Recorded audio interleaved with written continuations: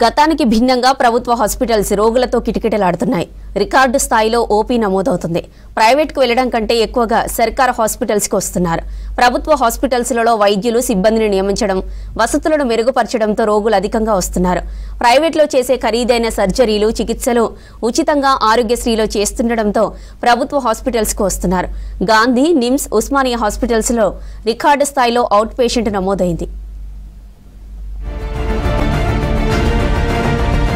ఈ నెల 9న నిమ్స్ హాస్పిటల్లో 4055 మంది రోగులు అవుట్ పేషెంట్ విభాగంలో చికిత్స పొందారు.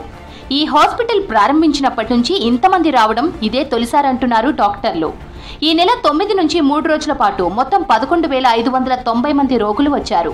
నిమ్స్ హాస్పిటల్కు రోజు 3,000 మంది రోగులు అనారోగ్య సమస్యలతో వస్తుంటారు.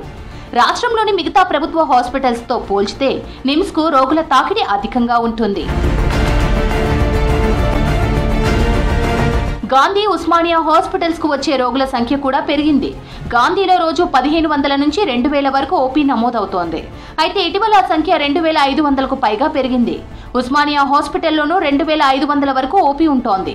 గతంతో పోలిస్తే ఓపీతో పాటు ఇన్ పేషెంట్ సేవలు కూడా ప్రభుత్వ హాస్పిటల్స్ లో పెరిగిపోయాయి. గాంధీ, ఉస్మానియా హాస్పిటల్స్ తో పాటు ఏరియా ఆసుపత్రులు, కమ్యూనిటీ హెల్త్ సెంటర్లు, బస్తీ దవాఖానాల్లోనూ రోగుల సంఖ్య పెరుగుతోంది.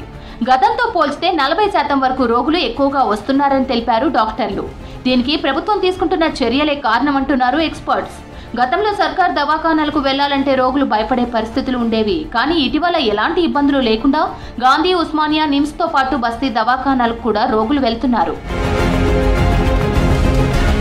ప్రభుత్వ హాస్పిటల్స్ లో అన్ని రకాల చికిత్సలు, సర్జరీలు చేస్తున్నారు డాక్టర్లు.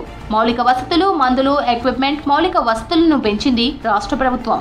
దీంతో రోగుల్లో నమ్మకం పెరిగి ప్రభుత్వ హాస్పిటల్స్ కు క్యూ కడుతున్నారు. ఓపీ, ఐపీ సేవల్లోనూ వేగం పెరిగింది.